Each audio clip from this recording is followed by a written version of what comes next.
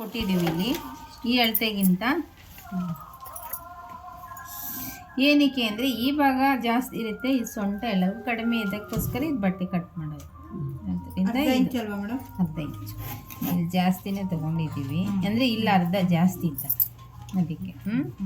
ಇಲ್ಲಿಗೆ ಅಂದರೆ ನೋಡಿ ನಾನು 1 ಇಂಚು ತೊಗೊಂಡಿದ್ದೀನಿ ಆಯಿತಾ. ಈಗ ನೀವು ಬ್ಯಾಕು ಇಲ್ಲಿ ಕಟ್ ಮಾಡಬೇಕು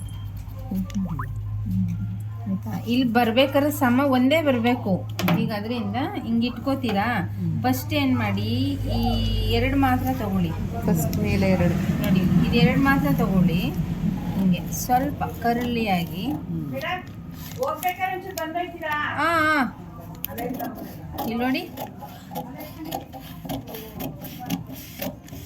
ಇದು ಫ್ರಂಟು ಬ್ಯಾಕು ಅದೇ ಥರ ನೋಡಿ. ಈ ಲೆವೆಲ್ಗೆ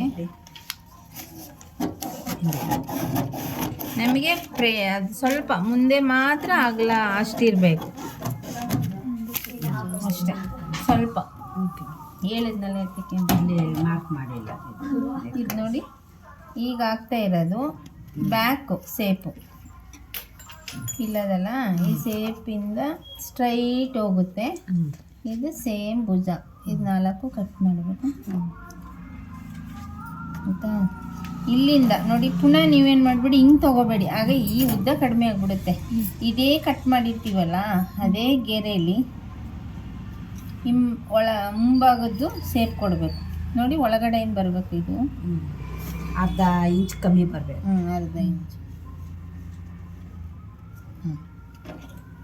ಇದೇ ಮೇಯ್ನು ಕಟ್ ಮಾಡಬೇಕು.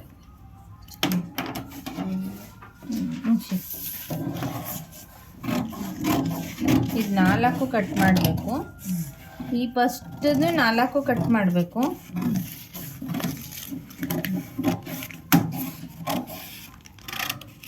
ಇನ್ನೊಂದು ಸೀಟು ತೋಳು ಕೊಟ್ಬಿಡಿ ನೋಡಿ. 4 ಹೋಯ್ತಲ್ವಾ. ಈಗ ಇದನ್ನು 4 ಕಟ್ ಮಾಡಿ ನೋಡಿ. ಇದನ್ನ 4 ಕಟ್ ಮಾಡಿಬಿಡಿ. ಆಮೇಲೆ 2 ಮಾತ್ರ ತಗೊಳ್ಳಿ. ನೋಡ್ಕೊಳ್ಳಿ, ಇದು ಎಲ್ಲರೂ ತಪ್ಪು 2 ಮಾತ್ರ ತಗೊಳ್ತೀರಾ, ಇಲ್ಲಿಂದ ತಗೊಳ್ಳಿ. ಯಾಕೆಂದರೆ ನೀವೇನು ಮಾಡ್ತೀರಾ ಗೊತ್ತಾಗಿಲ್ಲ ಅಂತ ಫಸ್ಟ್ ಇಲ್ಲಿಂದನೇ ತಗೊಂಡಾಗ ಭುಜ ಕಡಿಮೆ ಆಗಿಬಿಡುತ್ತೆ. ಇದನ್ನು ಅಷ್ಟೇ, ಈ ಸೇಪ್ ತೆಗಿತೀವಲ್ಲ ನೋಡಿ, ಈ ತುದಿಯಿಂದ ತೆಗಿಬೇಡಿ ಇಲ್ಲಿ, ಈ ತುದಿಯಿಂದ ತೆಗಿಬೇಡಿ. ಹಿಂಗೆ ಕಟ್ ಮಾಡ್ತೀರ ಅನ್ಕೊಳ್ಳಿ, ಇಲ್ಲೋಯ್ತು, ಇಲ್ಲ ಅರ್ಧ ಇಂಚ್ ಇಲ್ಲ ಅರ್ಧ ಇಂಚು, ಆಗ ಮುಂಭಾಗ ಭುಜ ಚಿಕ್ಕದು ಬರುತ್ತೆ, ಹಿಂಭಾಗ. ಅದರಿಂದ ಯಾರು ಹಂಗೆ ತಪ್ಪು ಮಾಡಬೇಡಿ. ಇಲ್ಲಿಂದ ತಗೊಳ್ಳಿ ನೋಡಿ ನನ್ನ ಕತ್ರಿನ ನೋಡಿ, ಇಲ್ಲಿಗೆ ಸ್ಟಾಪ್ ಮಾಡಬೇಕು. ಇದಕ್ಕೆ ಪೇಪರ್ ಕಟ್ಟಾಗೋಯ್ತು ಅಂತ ನಾನು ನೋಡಿಲಿ.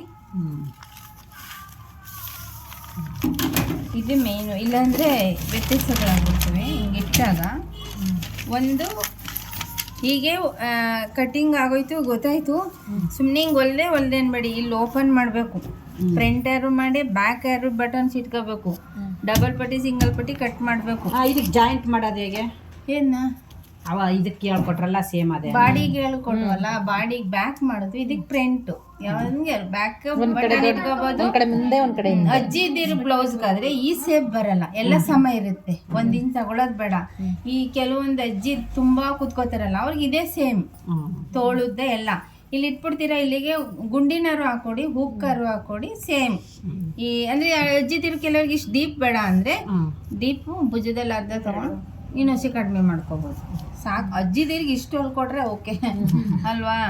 ಇದು ನೋಡಿ, ಇದು ಇಷ್ಟೇ ಇರಬೇಕು. ಇಲ್ಲಿ ನೋಡಿ, ನೀವು ಹಿಂಗೆ ಹೊಲಿತೀರಾ ಈ ಸೇಪು, ಆಗ ಭುಜ ಕರೆಕ್ಟಾಗಿರುತ್ತೆ. ಇದು ಅಷ್ಟೇ, ಈ ಡೀಪು ಎಲ್ಲ ಕರೆಕ್ಟಾಗಿರಬೇಕು, ಈ ಥರ ಸೇಪ್.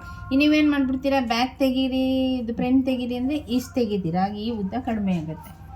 ಅದರಿಂದ ಇಷ್ಟೇ ಸಾಕು, ಇದು ಇಲ್ಲಿಂದ ಇಷ್ಟೇ ಸಾಕು. ಈ ಸೇಪ್ ನೋಡ್ಕೊಳ್ಳಿ, ಇಷ್ಟು ಇರಬೇಕು.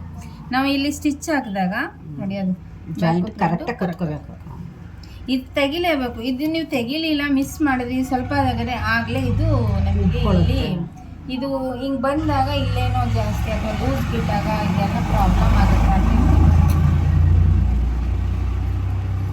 ಹೀಗೆ ನೋಡ್ಕೊಳ್ಳಿ, ಉದ್ದ ಹೆಚ್ಚು ಕಡಿಮೆ 15 ಅಂದರೆ ಒಳ್ಳೆ ಐಸು ಅದು ಒಂದು 10 ವರ್ಷ ಅಷ್ಟು ಕುಳ್ಳಿ ಮಕ್ಕಳಿಗೆಲ್ಲ ಓಕೆ. ಆ ಲಂಗ ನಾವೇನು ಅಳತೆ ಹೊಲ್ದ್ರಿ ಸೇಮ್ ಆಮೇಲೆ ಎಷ್ಟು ಇಂಚು? ಒಂದು 3 ಇಂಚು ಸೇಮ್ 3 ಇಂಚು ಅಂದರೆ ನೋಡಿ ಇಷ್ಟು ಬರುತ್ತೆ ಇಷ್ಟೇ 3 ಡಾಟು. ಈ ಬ್ಲೌಸ್ಗೆ ನಾವೇನು ಇಲ್ಲಿ ಹಾಕೋರೆ ಬಾಡಿ ಲೆಂಗ್ಗೆ ನಾವೇನು ಮಾಡ್ತೀವಿ ಅಂದರೆ ಸಾಮಾನ್ಯ ಇಲ್ಲಿ ಅಷ್ಟೇ ಇರುತ್ತೆ, ಇಲ್ಲಿ ಮಾತ್ರ ನಮಗೆ ಕಡಿಮೆ ಆಗಬೇಕು ಅಂದಾಗ ನಾವೇನು ಮಾಡ್ತೀವಿ ಇಲ್ಲಿ ಇಡಿಸ್ತೀವಿ ಅದನ್ನು ಸುಮ್ಮನೆ ಇಲ್ಲಿ ಕ್ರಾಸ್ ಆಗಿ ಚಿಮ್ಮಿಸ್ಗೆ ಇಡಿದ್ವಲ್ಲ ಆ ಥರ ಮಧ್ಯೆ ಇಡಿ ಹಂಗೆ ಇಡಿ. ಇದು ಸೊಂಟ ಬರುತ್ತೆ, ಇಷ್ಟು ಹಿಡಿದ್ರೆ ಓಕೆ.